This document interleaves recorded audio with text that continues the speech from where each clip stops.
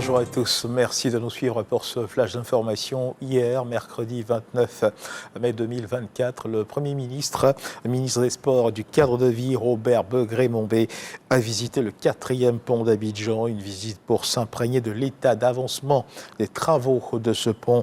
Le Premier ministre, ministre des Sports du cadre de vie, Robert Begré-Mombé, a également exprimé l'engagement du gouvernement à travailler constamment à l'amélioration des conditions de vie des populations.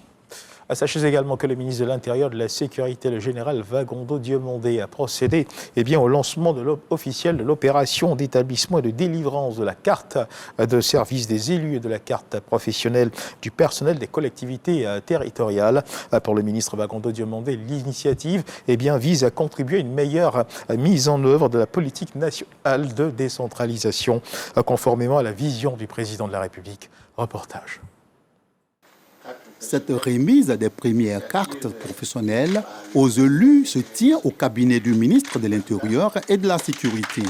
L'opération est la confirmation de la volonté du gouvernement visant l'amélioration des conditions de travail des élus locaux et celles de leurs collaborateurs. Christian Ago, directeur général de l'Office national de l'état civil et de l'identification ONESI, affirme que la carte est initiée pour harmoniser l'ensemble des cartes professionnelles au niveau du ministère de l'Intérieur et de la Sécurité.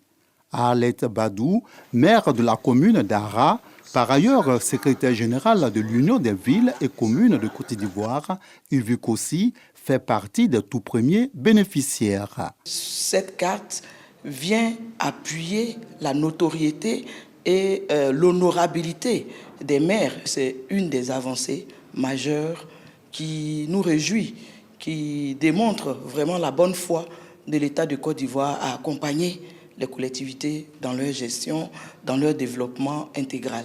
Pour Vagondo Diomondé, ministre de l'Intérieur et de la Sécurité, c'est un pan du programme en faveur du développement des collectivités territoriales tel que souhaité par le président de la République, Alassane Ouattara. Ma gratitude au président de l'AEDCI et de l'UVICOSI ainsi qu'aux membres de leurs organisations respectives pour leur constante contribution à une meilleure mise en œuvre de la politique nationale de décentralisation.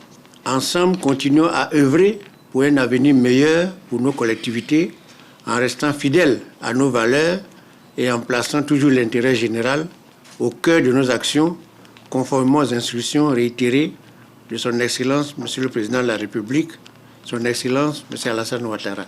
Une des particularités de cette carte réside dans son arrimage à la carte nationale d'identité CENI.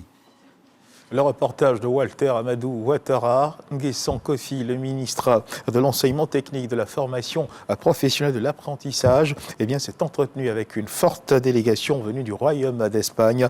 Rafael Soriano Ortiz, ambassadeur d'Espagne en Côte d'Ivoire, conduisait la délégation composée du secrétaire d'État à l'éducation d'Espagne et d'autres hommes d'affaires espagnols. Impulser une nouvelle vision à la formation professionnelle en s'appuyant sur le modèle espagnol était l'un des principaux axes de ces échanges. Nous y reviendrons assurément dans nos prochaines éditions. Et dans l'actualité internationale, à Hong Kong, procès des 47, la justice a rendu son verdict. Un juge de Hong Kong a déclaré 14 militants pro-démocratie coupables de subversion lors du plus important procès contre des militants en faveur de la démocratie. Autant que le juge Andrew Chan a énuméré les noms des 14 accusés reconnus coupables de subversion. Et puis, toujours dans l'actualité internationale, conflit israélo-palestinien, les bombardements israéliens sont incessants sur Rafah, une ville du sud de la bande de Gaza qui est devenue l'épicentre de la guerre. Notons qu'1 million de personnes ont fui cette ville depuis le début du mois de mai et le lancement de l'offensive terrestre israélienne. C'est un désastre humanitaire dans cette région qualifiée d'enfer sur terre par les Nations Unies. Voilà qui marque la fin de ce flash d'information. Merci de nous avoir suivis. Je vous retrouve à 13h pour le journal.